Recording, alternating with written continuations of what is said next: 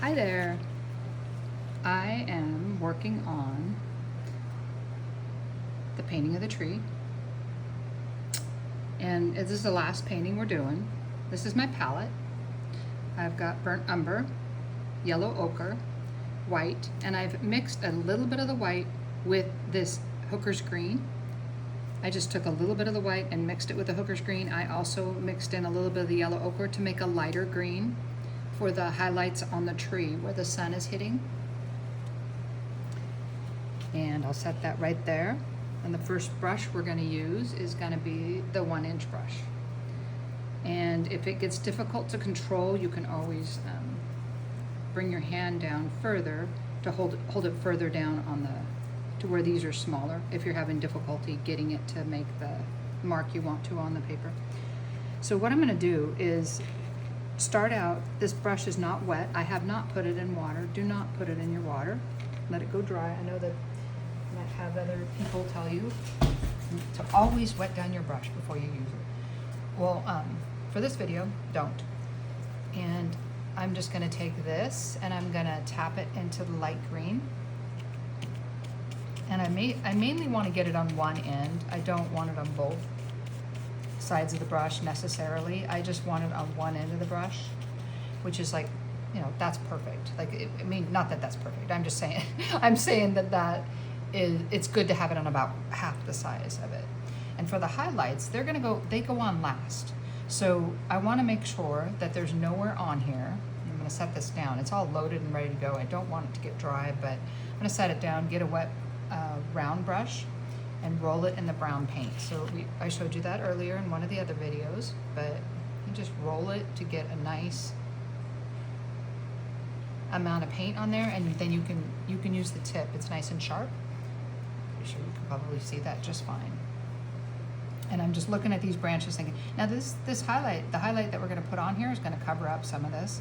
So I'm making some of the branches a little bit bigger because this is a pretty scrawny tree.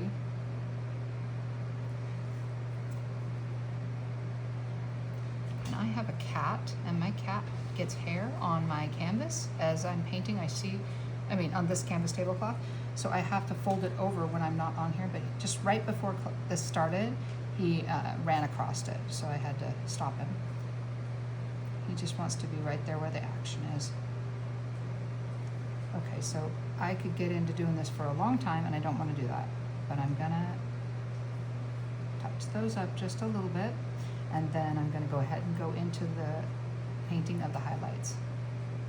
And this is why I have all the colors on here, and there's no reason why you can't do a branch after you've put the highlights on. Okay, I think that's good. I'm gonna rinse this off and just set it down, and then this is still loaded. I already had it loaded with the light green, and I'm just gonna start tapping that in. Where's my sun? That's the big question. Where is the sun in this picture? Where would it be?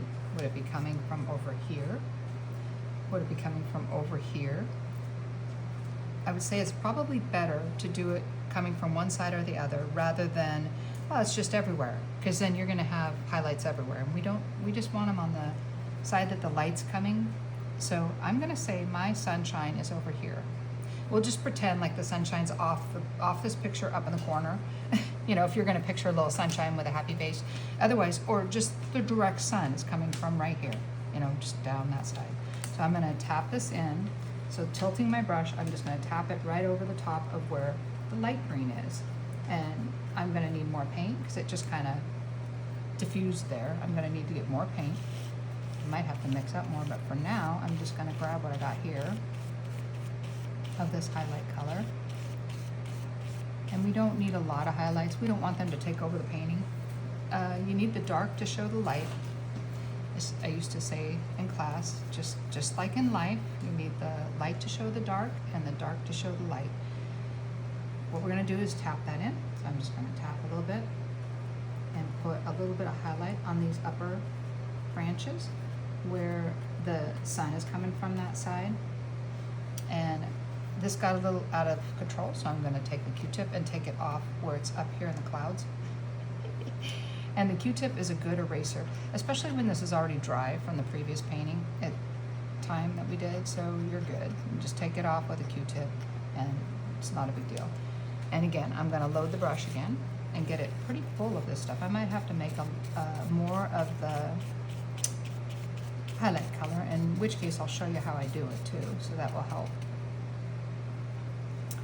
But I'm gonna go right back over that corner and see if I can get more paint on there. There we go. And I think that's gonna be better, yeah.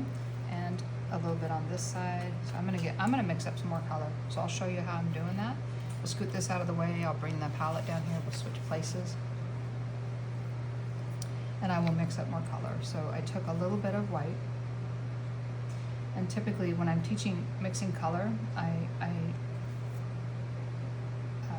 emphasize that you need to keep it to one side so that you're not messing up the whole batch of it, right? Not that you're gonna mess it up. I'm just saying, so you're not changing it so much that you can't use it. I'm gonna get a little yellow ochre, cat hair. It's from this tablecloth. Like I said, he ran across and he just instantly sheds hair. Anyway, okay, so I've got a nice color of muck. I'm gonna add some green in there. There's the Hooper's green. Grab that. Come on. There we go.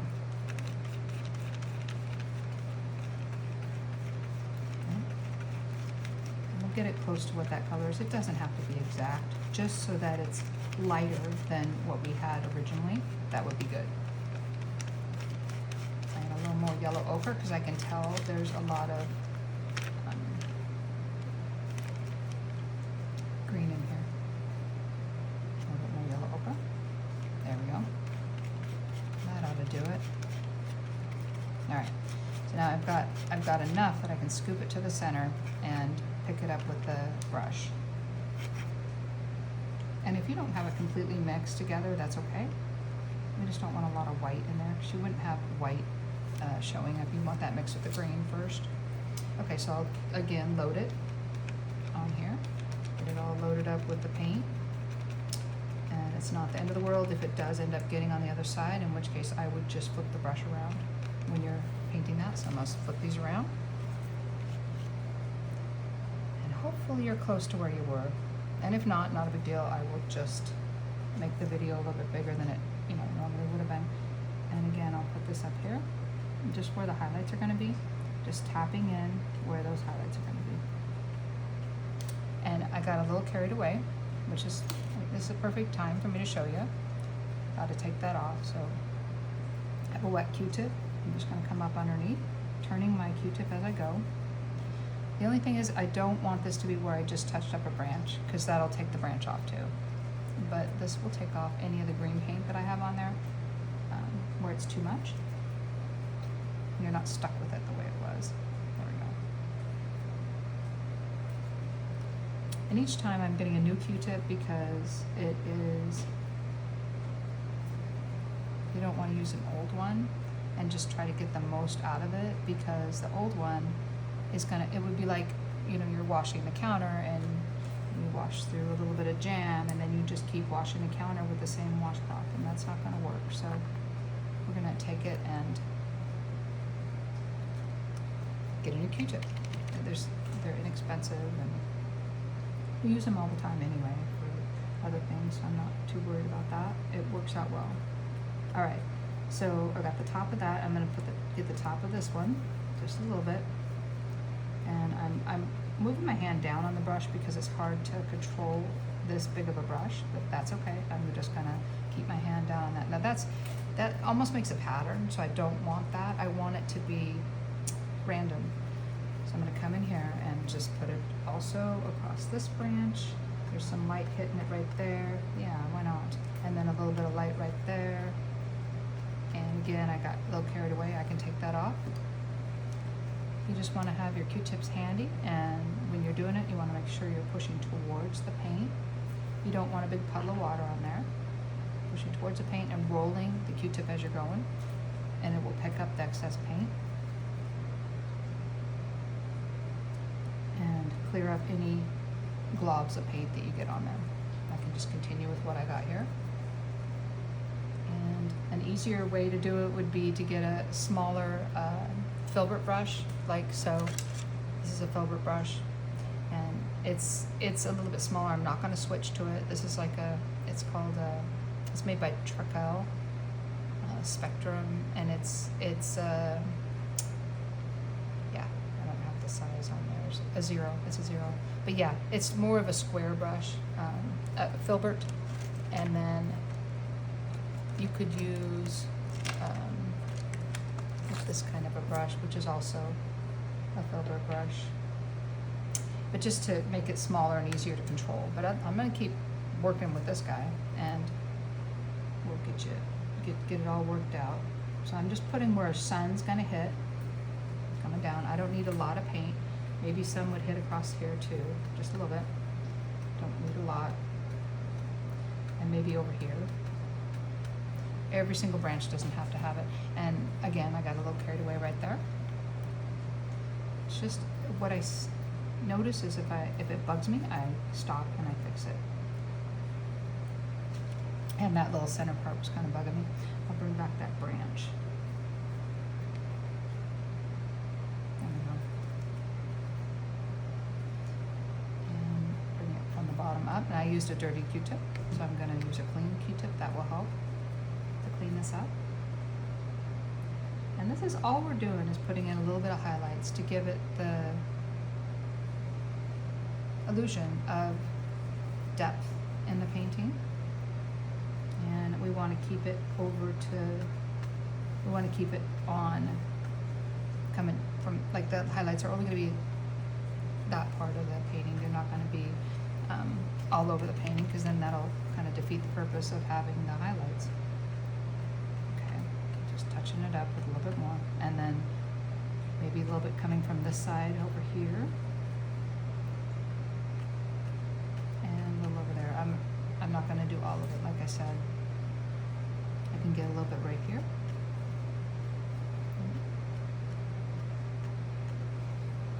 And then I've got some to clean off in the sky. That kind of out there in the sky.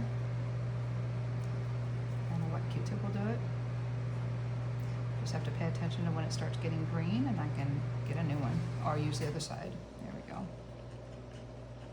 And I will make sure, got another one to clean that off. Okay. Yeah, so all this is, it's not absolutely necessary, but it kind of adds to your painting if you put a little bit of highlights in there too.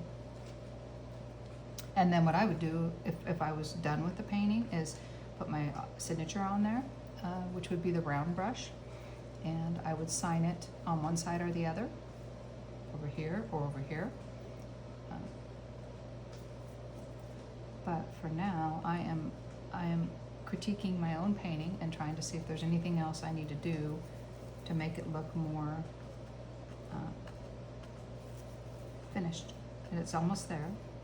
I think that I need to put a little bit of darker green over here, because again, we have the light coming from over here.